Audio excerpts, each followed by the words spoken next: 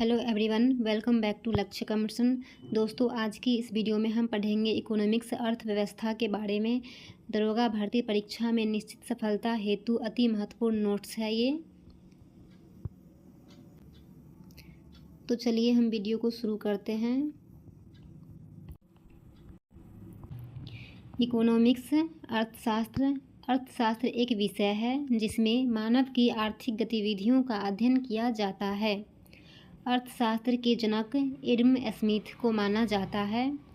इनके द्वारा लिखा गया पुस्तक द वेल्थ ऑफ नेशन प्रकाशन 1776 को पूंजीवादी अर्थव्यवस्था का उद्गम स्रोत माना जाता है।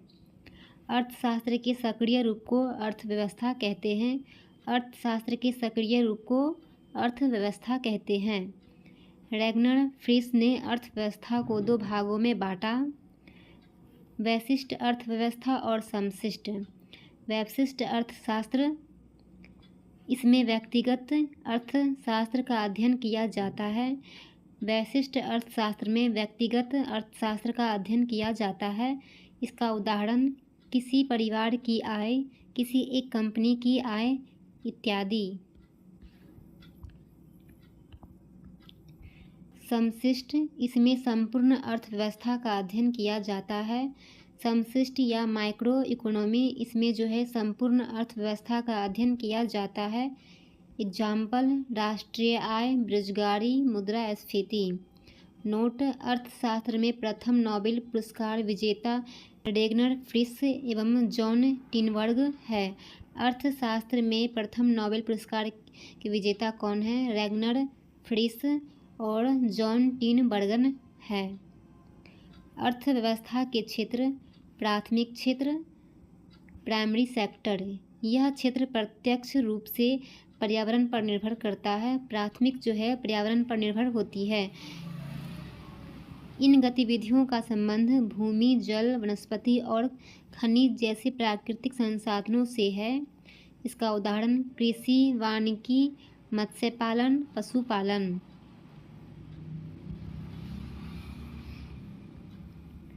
द्वितीयक क्षेत्र, सेकेंडरी सेक्टर। अर्थव्यवस्था का वह क्षेत्र जो प्राथमिक क्षेत्र के उत्पादों को अपनी गतिविधियों में कच्चे माल की तरह उपयोग करता है।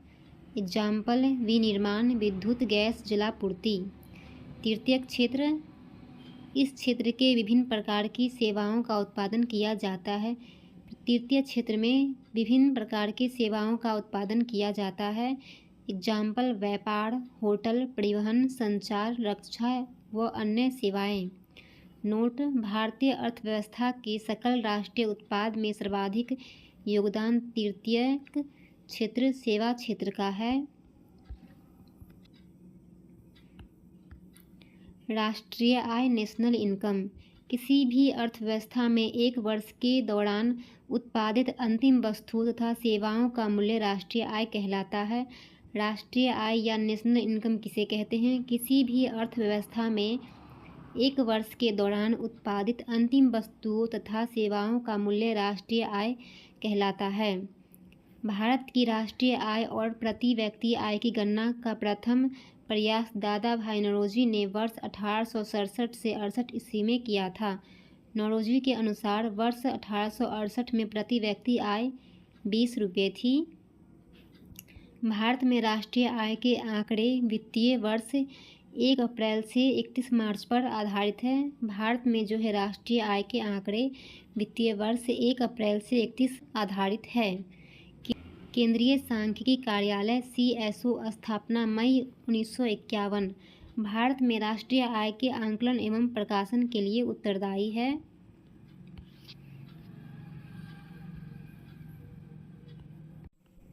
वर्ष 2019 में केंद्र सरकार ने CSO और NSSO का विलय करके सांख्यिकी और कार्यक्रम कार्यान्वयन मंत्रालय के अधीन राष्ट्रीय सांख्यिकी कार्यालय NSO की स्थापना की।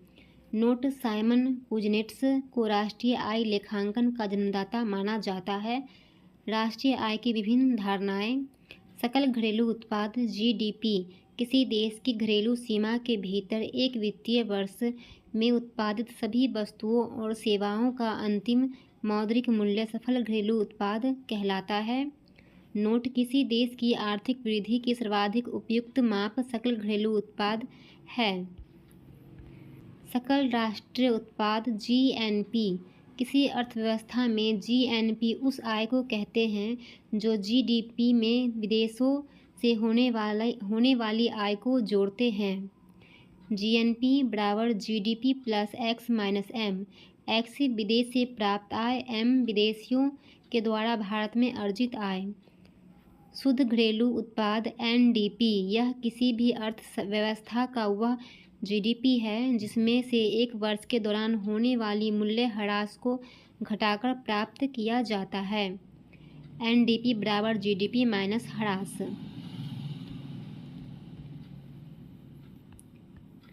शुद्ध राष्ट्रीय उत्पाद एनएनपी: सकल राष्ट्रीय उत्पाद में से मूल्य ह्रास को घटाने के बाद जो आय बचती है उसे ही शुद्ध राष्ट्रीय उत्पाद कहते हैं। एनएनपी बराबर जीएनपी माइनस ह्रास। आर्थिक आयोजन इकोनॉमिक प्लानिंग: भारत में आर्थिक आयोजन संबंधित प्रस्ताव सर्वप्रथम सन 1934 ईस्वी में विश्वेश्वरैया की पुस्तक प्लान्ड इकोनॉमी फॉर इंडिया में आई थी। भारतीय राष्ट्रीय कांग्रेस ने जवाहरलाल नेहरू की अध्यक्षता में वर्ष 1938 ईस्वी में राष्ट्रीय नियोजन समिति का गठन किया। भारतीय राष्ट्रीय कांग्रेस ने जवाहरलाल नेहरू की अध्यक्षता में 1938 में राष्ट्रीय नियोजन समिति का गठन किया।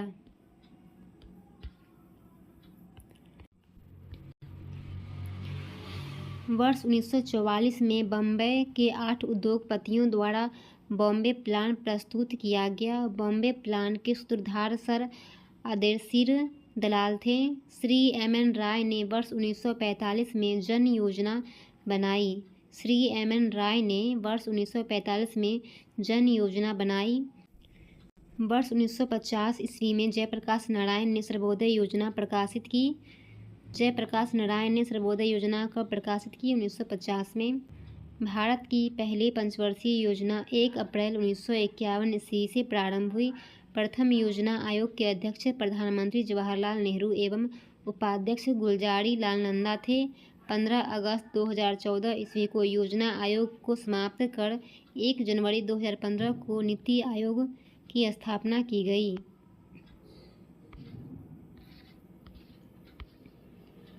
इसके आगे हम पढ़ेंगे अगले वीडियो में।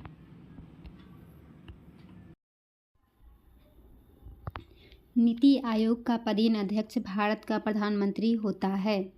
इसके प्रथम अध्यक्ष नरेंद्र मोदी तथा प्रथम उपाध्यक्ष अरविंद पनगड़िया थे। गरीबी, लॉरेंज वक्र तथा गिनी गुणांक का संबंध गरीबी के मापन से है। लॉरेंज वक्र को 1905 ईस्वी में मैक्स ओ लॉरेंज एवं गिनी गुणांक को 1912 ईस्वी में कोरेडो गिनी इटली ने विकसित की। नोट: वर्तमान में भारत के निर्धनता रेखा या गरीबी रेखा का निर्धारण नीति आयोग करता है।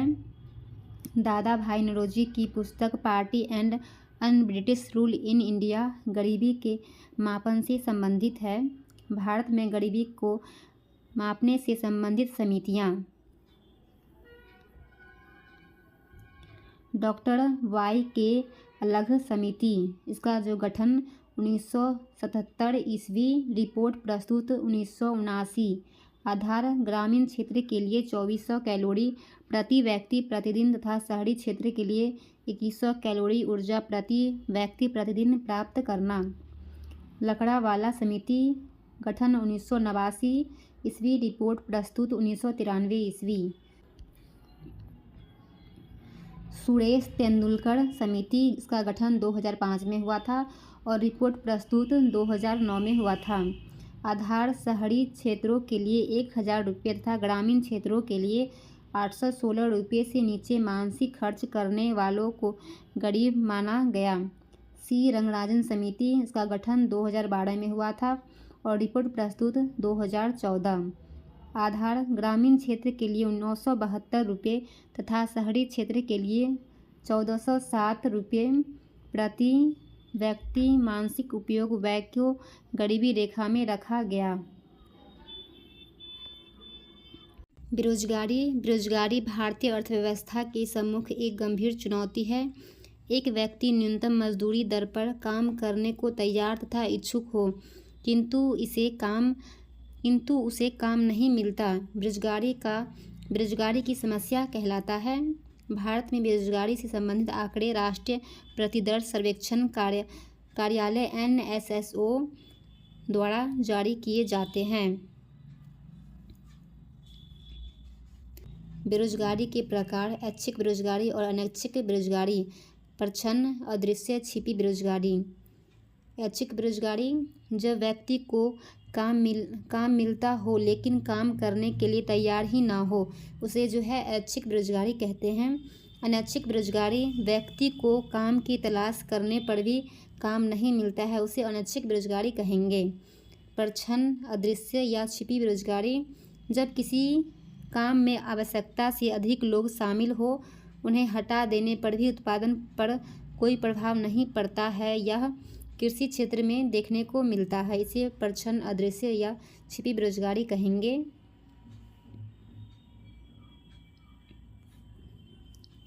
मौसमी बेरोजगारी: एक वर्ष के किसी मौसम या कुछ महीने के लिए रोजगार मिलना तथा शेष महीनों या मौसम में कार्य नहीं मिलना मौसमी बेरोजगारी कहलाता है।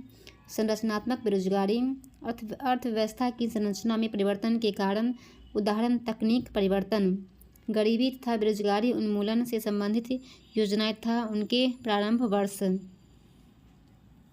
योजना और उसके प्रारंभ वर्ष को देखेंगे। मरुभूमि विकास कार्यक्रम 1977 से 78, काम के बदले अनाज 1977 से 78, अंत्योदय योजना कार्यक्रम 1977 से 78, ट्राइसेम 1979, एकीकृत ग्रामीण विकास कार्यक्रम 1980, द्वारका 1982, इंदिरा आवास योजना 1985 से 86, जवाहर रोजगार योजना 1989 और नेहरू रोजगार योजना 1989, जवाहर रोजगार योजना और नेहरू रोजगार योजना 1989, 10 लाख कुआं योजना 1988 से 89, प्रधानमंत्री रोजगार योजना 1993, प्रधानमंत्री रोजगार योजना 1993 और रोजगार आश्वासन योजना 1993, स्वर्ण जयंती शहरी रोजगार योजना 1997, स्वर्ण जयंती ग्राम स्वरोजगार योजना 1999, जवाहर ग्राम समृद्धि योजना 1999, प्रधानमंत्री ग्रामोदय योजना 2000 से 2001, अन्नपूर्णा योजना 2000, जनश्री बीमा योजना 2000 से 2001, अंत्योदय अन्न योजना 2000, अन्नपूर्णा योजना और अंत्योदय अन्न योजना 2000, आश्रय बीमा योजना 2001 से 2, JP रोजगार गारंटी योजना 2002 से 3, भारत निर्माण कार्यक्रम 2005 से 6, भारत निर्माण कार्यक्रम 2005 से 6, राष्ट्रीय ग्रामीण रोजगार गारंटी अधिनियम 2006, राष्ट्रीय ग्रामीण रोजगार गारंटी अधिनियम नरेगा। इसकी शुरुआत 2 फरवरी 2006 को आंध्र प्रदेश के बांदावली जिले के अनंतपुर गांव से हुआ। इसका नाम 2 अक्टूबर 2009 को परिवर्तित करके मनरेगा महात्मा गांधी रोजगार गारंटी एक्ट कर दिया गया। शुरू में यह योजना 27 राज्यों के 200 जिलों में लागू हुआ था। इस योजना के तहत प्रत्येक परिवार को एक वित्तीय वर्ष में 100 दिन का रोजगार उपलब्ध कराना है, जिसमें महिलाओं की भागीदारी 33% होगी। Reserve bank RBI reserve bank की स्थापना 1 अप्रैल 1935 को 5 करोड़ की अधिकृत पूंजी से हुई। इसका राष्ट्रीय एकीकरण 1 जनवरी 1949 को किया गया। यह भारत का केंद्रीय बैंक है। मुख्यालय मुंबई। रिजर्व बैंक के प्रथम गवर्नर सर ऑसबोर्न स्मिथ थे। प्रथम भारतीय एवं स्वतंत्र भारत के प्रथम गवर्नर C.D. देशमुख थे। इन्हीं के समय में RBI का राष्ट्रीयकरण किया गया।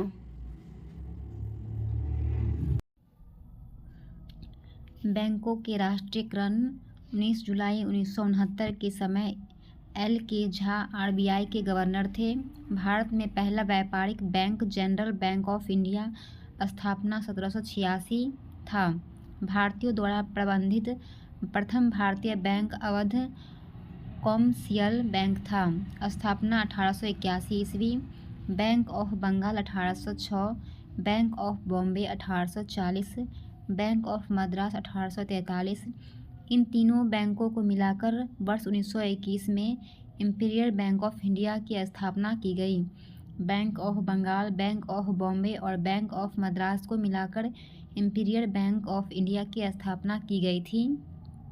1 जुलाई 1955 को राष्ट्रीयकरण के उपरांत इसका नाम बदलकर state bank of India SBI रख दिया गया।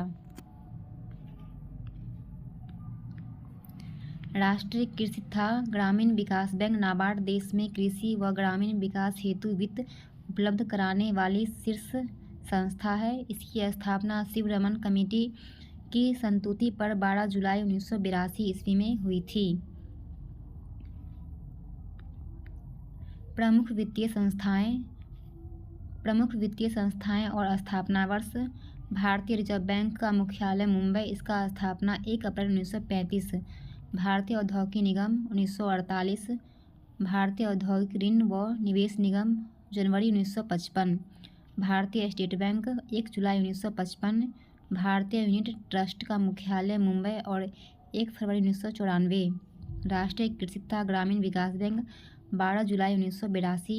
भारतीय औद्योगिक पुनर्निर्माण बैंक 20 मार्च 1985। भारतीय लघु उद्योग विकास बैंक अप्रैल 1990, मुख्यालय लखनऊ।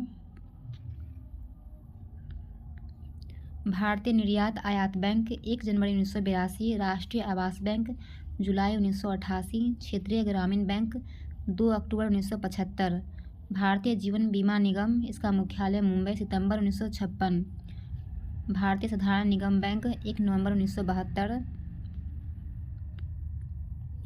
राष्ट्रीय कृषि सहकारी विपणन भारतीय संघ, इसकी स्थापना 2 अक्टूबर 1958 को हुई। इसके प्रमुख कार्य चुनी हुई कृषि वस्तुओं को प्राप्त करना, वित्त, निर्यात तथा आयात करना।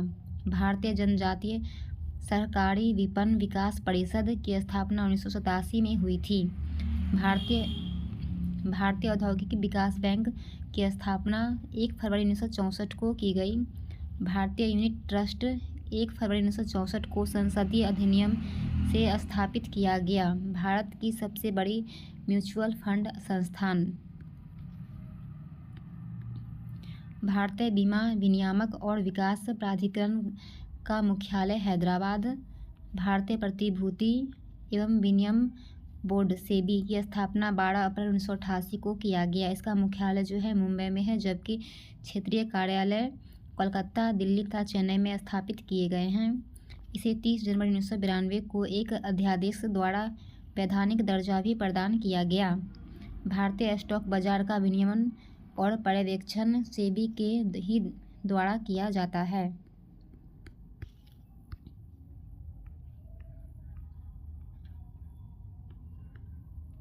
भारत के प्रमुख शेयर बाजार। राष्ट्रीय शेयर बाजार की स्थापना की संस्तुति सन 1991 में खिरवानी समिति ने की थी। इसका मुख्यालय जो है दक्षिण मुंबई में वर्ली में है।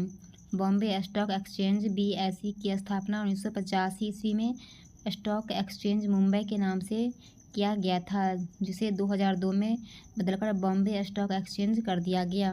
बजट शब्द का विकास फ्रेंच शब्द बजट से हुआ है। इसका अर्थ एक छोटा चमड़े का थैला बैग है।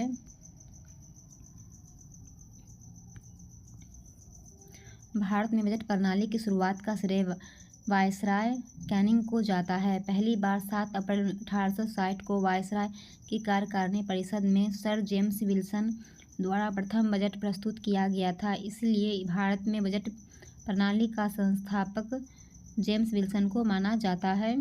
संविधान के अनुच्छेद 112 में वार्षिक वित्तीय विवरण बजट के लिए प्रयुक्त शब्द का उल्लेख किया गया है। राज्य सरकार के बजट का उल्लेख अनुच्छेद 202 में है। भारत सरकार का वित्तीय वर्ष 1 अप्रैल से 31 मार्च तक चला है। भारत सरकार का वित्तीय वर्ष 1 अप्रैल से 31 मार्च तक चलता है। प्रारंभ में रेल बजट और आम बजट एक साथ प्रस्तुत किया जाता था, लेकिन एक वर्थ कमेटी 1921 की सिफारिशों के आधार पर 1924 में निर्णय लिया गया कि रेल बजट को आम बजट से अलग प्रस्तुत किया जाए और 1925 में पहली बार रेल बजट को अलग पेश किया जाने लगा। वर्ष 2017 में भाजपा सरकार ने रेल बजट को आम बजट के साथ पेश करने का निर्णय लिया और 2017 के रेल बजट को आम बजट के साथ पेश किया गया। स्वतंत्र भारत का पहला बजट पहले वित्त मंत्री R.K. शनमुगम शेट्टी द्वारा पेश किया गया था। गणतंत्र भारत का पहला केंद्रीय बजट 1950 ईस्वी में जॉन मथाई के द्वारा पेश किया गया था। भारत में अभी तक सर्वाधिक बार कुल 10 बजट पेश करने वाले वित्त मंत्री मोरारजी देसाई थे। वर्ष 1991 में डॉक्टर मनमोहन सिंह ने देश में आर्थिक उदारीकरण की नीति लागू करने की घोषणा की। वस्तु एवं सेवा कर 1 जुलाई 2017 में वस्तु एवं सेवा कर की व्यवस्था लागू की गई है। यह 8 सितंबर 2016 को 101वें संविधान संशोधन के द्वारा लागू किया गया था। जीएसटी के तहत वस्तुओं और सेवाओं पर इन दरों पर कर लगेगा 0%, 5%, 12%, 18% एवं 28%। जीएसटी परिषद का अध्यक्ष केंद्रीय वित्त मंत्री तथा उपाध्यक्ष राज्य सरकारों के मंत्रियों के बीच निर्वाचित किया जाता है। भारत का जीएसटी कनाडा मॉडल पर आधारित है। नोट विश्व में सर्वप्रथम फ्रांस ने वर्ष 1954 में अपने यहाँ जीएसटी लागू किया था। उद्योग आज़ादी के बाद देश की प्रथम औद्योगिक नीति की घोषणा 6 अप्रैल 1948 को तत्कालीन केंद्रीय उद्योग मंत्री डॉक्टर श्यामा प्रसाद बनर्जी द्वारा की गई थी।